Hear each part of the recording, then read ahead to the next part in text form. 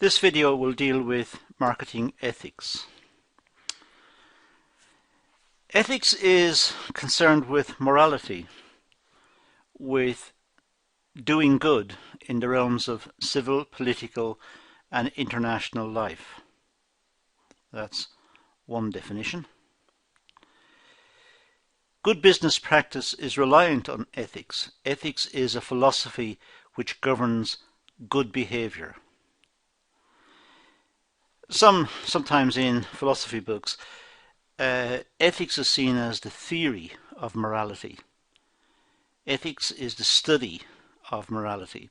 Morality is the more practical end, the doing of good or bad. So morality is what happens, and ethics is the study of it. And many philosophy books seem to go down that route. Ethics is about determining good, bad, or right, wrong behaviour in society and in the business world. Clearly, we're interested in business in this course, so we'll be emphasising the need for good behaviour in business. According to the Oxford English Dictionary, ethics, one is the science of morals, the department of study concerned with the principles of human duty. So it's the science of morals. Not quite sure what that means, the science of morals, but we know what morality is. It's about good and bad, good behaviour, bad behaviour. And it's related to humans, because that's who we're concerned with. The moral principles are system of a particular leader or school of thought. That narrows it down. It takes the onus away from the ordinary person, which doesn't seem right, because the ordinary person is capable of good and bad the same as everyone else. But in terms of business, that might help us, because when we talk about marketing ethics and business ethics, we're normally talking about the ethical view of the leader, of the CEO, of the chairman of the company, who determines the direction of the business and what the business does. So, in a sense, the ethics of the business are partly a reflection of the type of person who gave the business that direction. So there's a correspondence between the morality of the chief executive of the business and the direction of the business. At least there may be a correspondence. I agree that there are many checks and balances on the behaviour of CEOs, chief executives, in determining the morality of the business and the direction of the business. The checks and balances being in the form of legislation of the country, the culture of the country, the power of the media in the country to expose wrongdoing. So there are many checks and balances that may be envisaged. But having said all of that, the direction that the business takes is still to some extent determined by the chief executive, and will still to some extent be a reflection of his or her morality. The whole field of moral science, including the science of law, whether civil, political or international, that's caught up with this ethics. I'm not too sure about the word science. Science to me has a particular meaning. The scientific method has a particular meaning. It means the ability to test a hypothesis over and over. It's the process of developing inductions and generalizations. I'm not too sure if it's the word science is applicable in this case, but these are the definitions that have been put forward looking at ethics. So if I can summarize up to now, what we have is the study of morality, how people make good decisions, bad decisions, and whether the people themselves are, in a sense, good or bad. The people may not have the interest of the consumer in mind. They might have the interest of profits only in mind, so they're making dangerous products. Or they are being unscrupulous about how they deal with their workforce. They're not giving good conditions of employment to the workforce. They're not taking health and safety, or they're not properly remunerating the workforce. So the functioning of the business to some extent reflects the morality of the person who owns the business or who is in charge of the business. So if the person is a good person, then the business may be conducted differently. Now, of course, we need to decide what is good and bad, and those are tricky questions. What's good to one person is not good to the next, and what's bad to one is not bad to the next, because we are different, and we come from different backgrounds. We have different experiences. There's the impact of religion and culture and politics, of the society in which we live, the history that's been in our past and in the past of the country in which we live. So there are many issues that impinge upon our ideas of good and bad, and what's acceptable and what's not acceptable. But out of this, we have to get a picture of the ethical position of the business and see what is it, perhaps at this period in a new millennium. We've entered into the next 1,000 years of history. In this period, what is it that we consider to be good and bad behaviour in the context of corporate governance and corporate work and in the corporate sphere? So what is good and what's bad? That's what we're trying to determine, and we're trying to look at some of the issues associated with this. Now, this will not take us into long, deep philosophical discussions of the meaning of ethics and morality and so on. But what we'll look at a lot in this particular video are examples and general discussions related to business. You'll note here that the slide is entitled Marketing Ethics. Well, ethics is the study of morality. That's the definition from philosophy, as I said earlier. Ethics is a system of thinking, a philosophy which is universal. It's the way we think about things. It's the way we think as to what is good or bad. So we know, for example, that murder is wrong. We know because our culture tells us, our history tells us, the legal system tells us, and we can think about it as an act in itself. It is wrong to deprive someone of life. But so is stealing. Stealing is bad. Cheating is bad. Cheating the accounts, or stealing from the company, or making a product and pretending the product will do something when in fact we know it won't. That's lying to the customer and cheating the customer.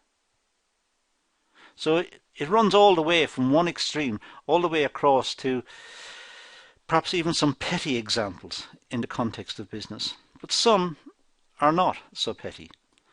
The problem of cheating on the accounts or cheating on the share price of the company. These could be quite big issues and affect people's lives. Ethics is crucial in marketing. Marketers need to ensure that they behave ethically when meeting the needs and demands of customers. So there's a particular need for marketers to make sure that they are being open and honest and fair in their dealing with customers. Customers who buy a product in good faith expect the product to do what has been claimed of the product. If it doesn't, they have been cheated. It's equivalent to stealing their money. They bought something that doesn't do what they thought it would do, what they were told it would do. Well, that's tantamount to taking their money. It's tantamount to stealing. When conducting marketing planning, marketers need to acknowledge and comply to standards of conduct. Several viewpoints must be considered. For example, the stakeholders. So when working out a marketing plan, it's important to look at what the requirements of the customers are. Look at the product and see what sort of fit the product is in the context of customer requirements. What sort of fit? Well, does it address all the customer requirements? And it's important that customers are informed accurately of what the product will do, of its quality, of its longevity, of its functionality. It's important that the customers are fully aware of the product before they make the purchase. Anything less than that is unfair, or you could say unethical. Likewise, it's important when dealing with a business in total to deal with all the stakeholders, to make sure that the workers know what the conditions of employment are, and that they will be paid at the end of the week or the end of the month, and how much they'll be paid, and that they are paid timely and openly and fairly for their honest labours. And the shareholders will get a return on their investment, as promised perhaps in the strategic plan. So it's important that the company delivers what it said it will deliver. It's important that it meets its obligations and its promises. If it does so, then it is behaving ethically. Marketers are required to behave ethically and in a manner required by professional standards. For example, the Chartered Institute of Marketing, who lays down strict guidance on how marketers should behave and how they should conduct themselves. And professional marketers who are a member of that institute will be bound by its terms. If they breach it, they will be expelled from the institute. So it's important that they adhere to the requirements of the institute. And the requirements of the institute is that the marketers should behave honestly, openly and decently towards its stakeholders, towards its customers in particular, and that they are not lying or cheating. They should show respect, integrity and equality towards marketing professionals and the profession. They should speak well of each other and of the profession, and portray the profession, the marketing profession, in a positive light. They should try to up the standards, to increase the standards, to make all practitioners within the marketing profession aware of the requirements to behave ethically.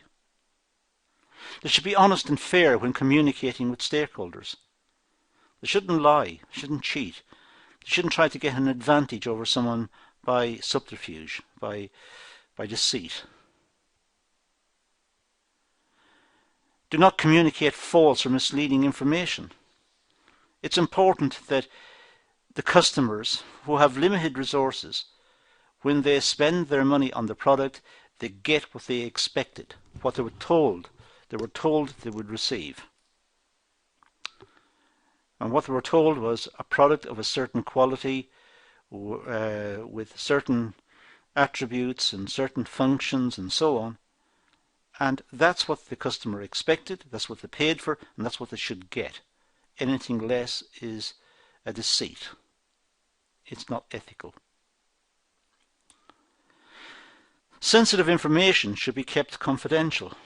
If it's sensitive, then it should be respected. If the company issues a document and says the document is confidential, they don't want their competitors to find out what they're doing or what they're thinking. They don't want their competitors to understand their strategy or to preempt them in some way and start producing a product that they only were thinking about, all because they got the idea from a confidential document that was leaked. That's unethical. Employers have a right to expect their employees to be loyal. So information that's sensitive and marked as sensitive should be respected. It should not be disseminated widely and outside of the organisation.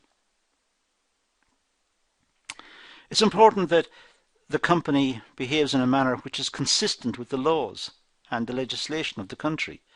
it's important that the company respects the laws of the country, not just the letter of the law, but the spirit of the law. It must understand why the law exists and what the law is trying to do, and behave in a way which means it's not just abiding by the law, but it's abiding by the spirit of the law. It's conducting itself in a very fair manner within the realms of the law. Laws are there for a purpose. They're there to, in a sense, protect us, but also to regulate the society in which we live and to stop fraudulent practice and bad practices. So it's important that the company comply with the laws and act in ways which are not just within the law, but within, as I said, the spirit of the law. They are genuinely trying to behave properly. The ethical decision-making process is significant in marketing. The process identifies ethical dilemmas and helps identify solutions. Sometimes there is the case of ethical dilemmas, to do one thing or to do the other. Perhaps the company can't do both. And in a sense, the whole concept of business is predicated on all sorts of dilemmas. On the one hand, the customers want the products as cheaply as possible. They want the best quality as cheaply as possible. But the workers within the company want good salaries and wages and good conditions of employment. You can see a conflict there immediately. It's for the management to try and find a middle course to try and satisfy both groups. The shareholders want a return on their investment. They've put money into the business that they could have used for some other purpose. So they want a return on it.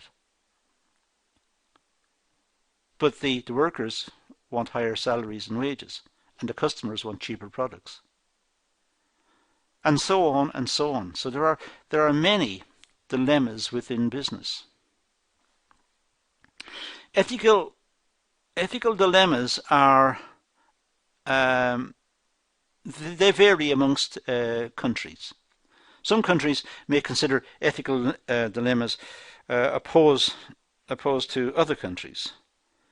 There is a cultural element to ethics.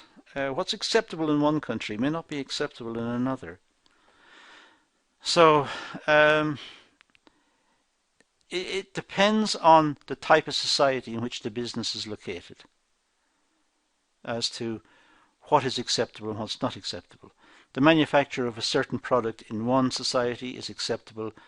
The manufacture of the same product in a different society is not acceptable. It's a different culture. They might have a different religious basis for making decisions. They have a different ethical position. And it varies across the world. It varies from country to country. It can even vary within countries, different regions of a country. The decision-making process considers individual factors, organizational relationships, and opportunity. So, generally speaking, when we make decisions, we're looking at particular factors. We make decisions on the basis of a list of factors perhaps we've identified, but they're individual, they're listed out.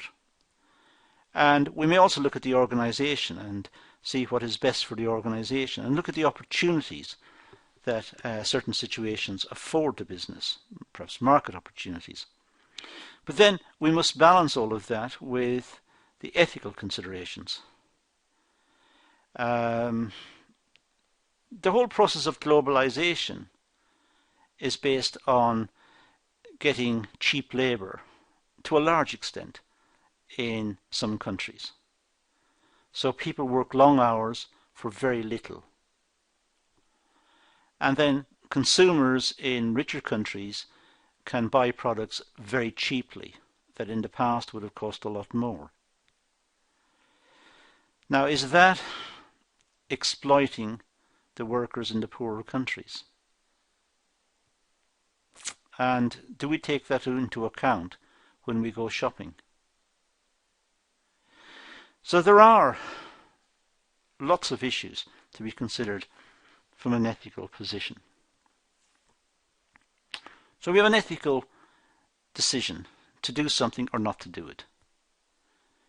We look at the organizational relationships. Within the business, the company has to decide to make a product or not make a product, or to buy from another country where perhaps workers are not being respected too much and conditions of employment are not acceptable within the country where the product will be sold. Now, there are ethical positions then. Should the company go ahead and outsource to that country, or should it produce the product domestically, but it will be a lot more expensive? So what are the organizational considerations in this ethical decision?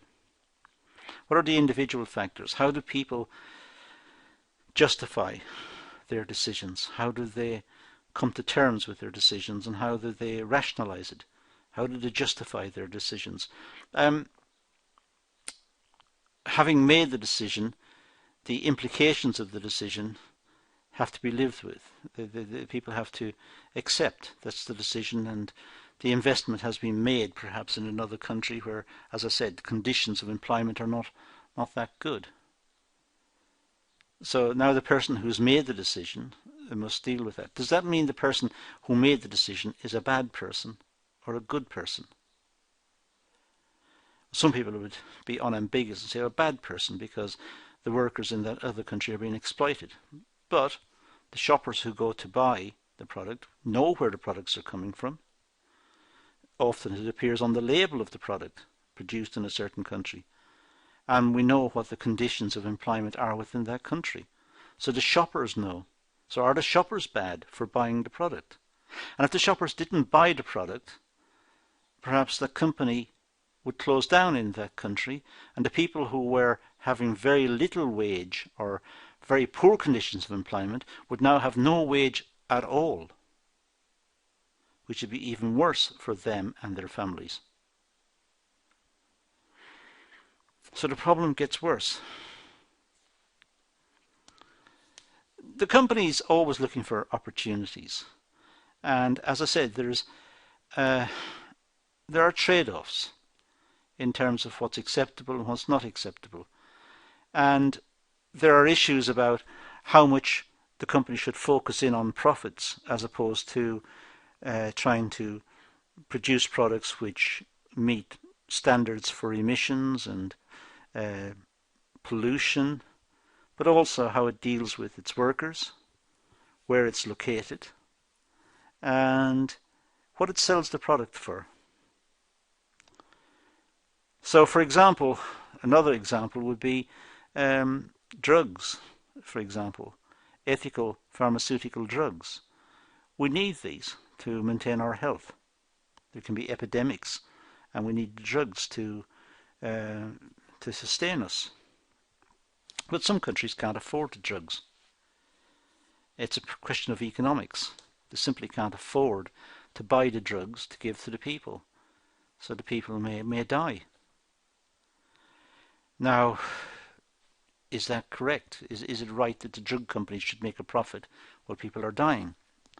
On the other hand, if the drug companies don't make a profit, the drug companies won't exist. And we won't have any drugs at all.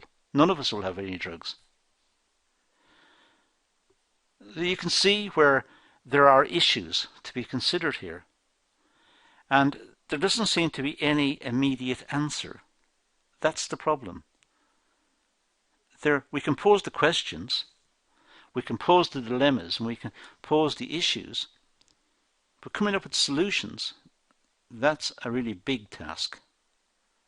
And so far, I haven't offered a single solution. I just said, if we want drugs, then we have to have drug companies who are taking risks and investing in developing new drugs and so on, and they want a return on their investment and they want to make a profit. So when I buy something for a headache, I know the company is making a profit off me. but it could be a very serious drug that's going to keep me alive. So there are issues, and lots of issues we can list. We can stay here all day listing issues, but listing solutions seems to be far more complicated. Ethical decisions in an organisation depend on individual values and beliefs and their perception of moral behaviour, which is the way we look at organisations. Sometimes we think the organisation, the company, has made a decision. Well, the company hasn't made the decision. The company is a legal entity. The company is a collection of people. Somebody within the company has made a decision. But companies can't make decisions. Companies are just legal documents. Companies are collectivities of people making products and trying to work out ways in which to work efficiently and produce products and make a profit. So companies can't make decisions. Only people can make decisions. So somebody within the company has made the decision. So it's that person's values and beliefs that comes across. And also it's their perception of moral behaviour. So they have to decide what's right and what's wrong and what's the right course of action for the business. But the business itself doesn't make a decision. Now sometimes writers say, well, it could be a corporate decision. It could be that the shareholders all sat down and voted on some issue. And that's partially true. There might be someone who champions the idea and speaks for the idea and tries to win agreement and canvasses for the idea. So even though it's made collectively, the decision is made collectively, it still may reflect to a large extent somebody's opinion because that person feels strongly about some issue. Throughout an individual's life, they learn values and principles. This could be through socialisation, religious beliefs, education, and so on. So we import those into our workplace. We take in what we consider to be right and wrong into work.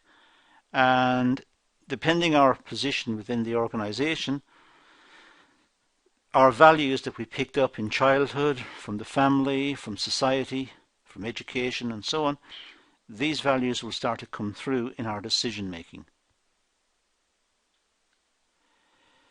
An organisation's value holds more importance in marketing decisions than individual values. So organisations, as I said, don't make decisions. It's people within organisations that make decisions.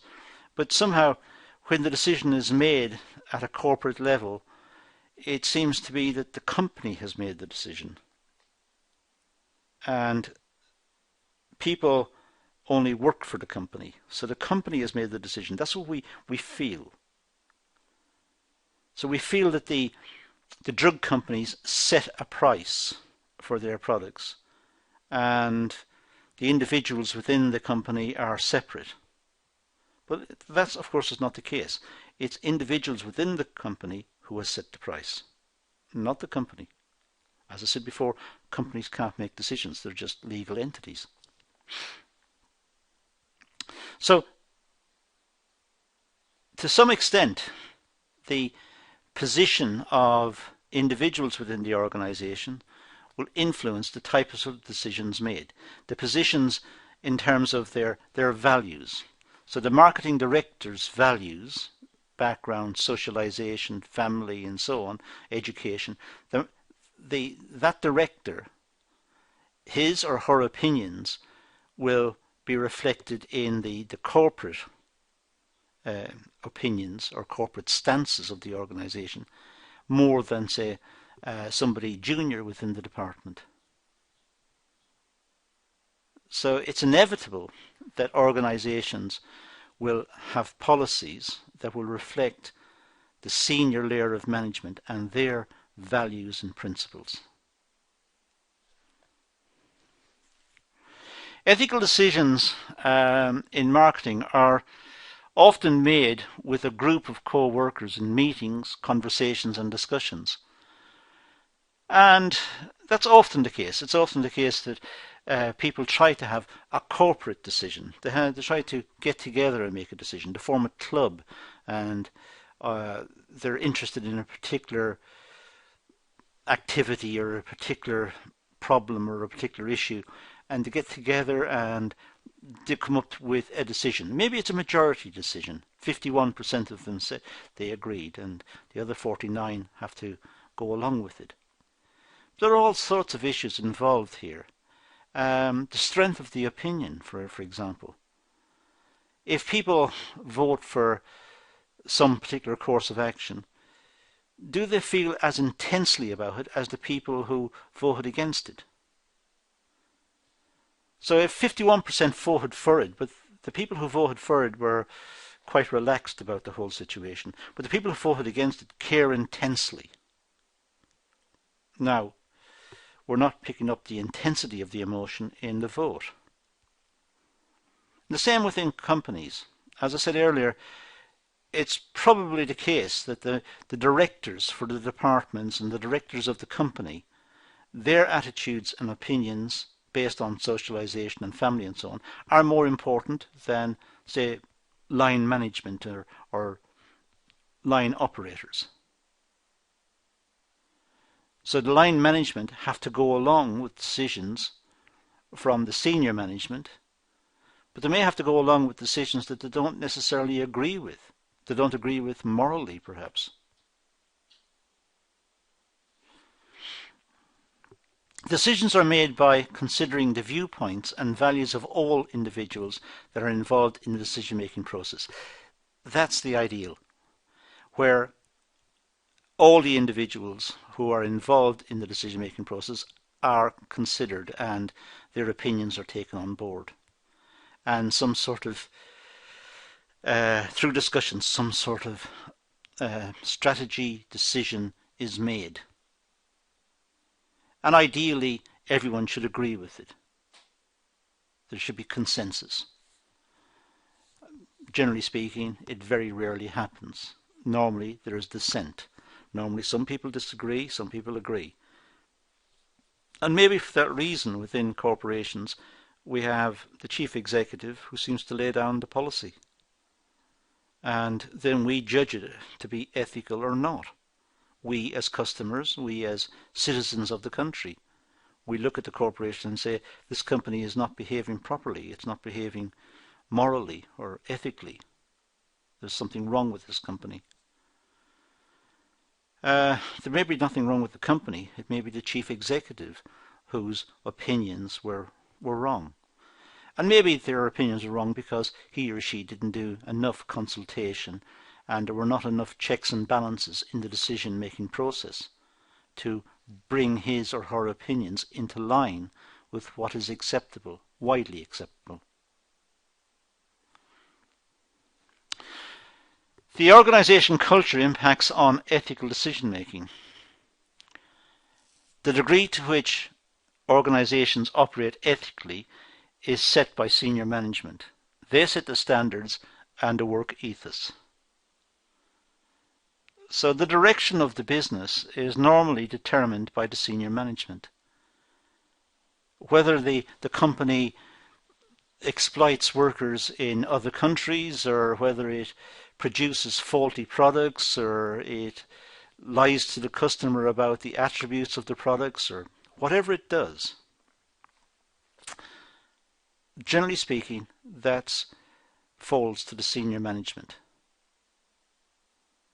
To use an expression, that's where the book stops. The book stops with senior management.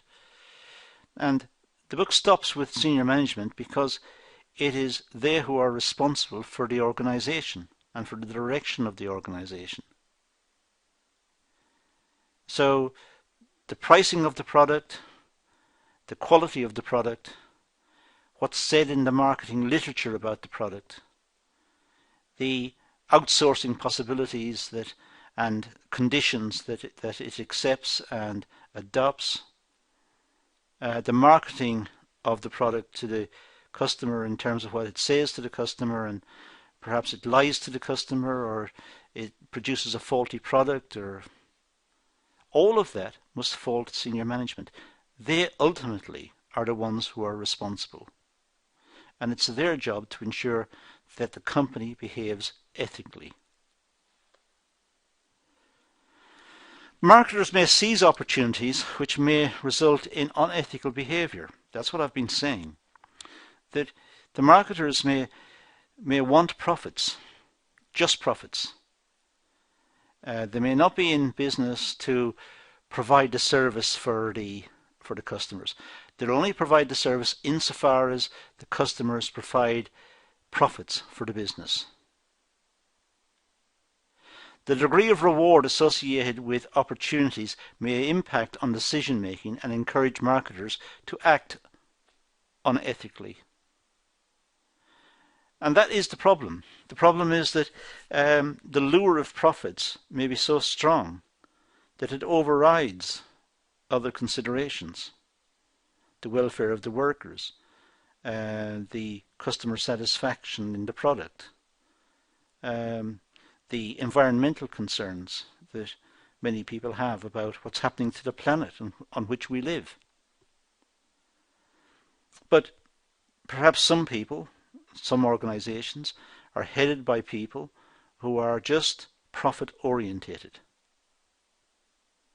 And therein rests issues of ethical behaviour. Opportunities as a factor relies on organisational culture.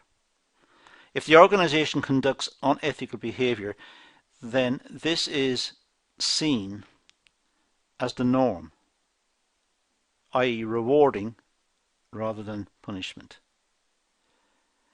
So it depends on the organisational culture. Some cultures are driven entirely by results, by profits. We've seen, for example, many examples in the banking sector where traders are completely fixed on profitability, which has led to very unethical behaviour and has led to the collapse of many large banks. So the issue rests really with the top management to ensure that the business is ethical, and that following one strategy of, let's say, increasing profits to the exclusion of others can lead to bad consequences, to cheating the customer, to lying to the customer, to treating the workforce badly. But there are dilemmas. And that was the point I made much earlier. The dilemmas, let's say, in the context of the drug companies. We need the drugs to maintain our health. Well, we know the drug companies are making a profit. What if people can't afford the drugs? Should the companies be forced to make them available? Well, if they're forced to make them available, the companies will not make a profit, and the companies will go out of business. In that case, there will be no profit, there will be no drugs. So we have all sorts of dilemmas and no obvious solution. All we can do in sessions like this one are simply talk about the issues, make us aware of them. But there doesn't seem to be any solutions, hard and fast solutions, that comes out of this type of discussion or this type of analysis. That's all I'm going to deal with in this class, so we're going to leave it at that and say thank you for watching.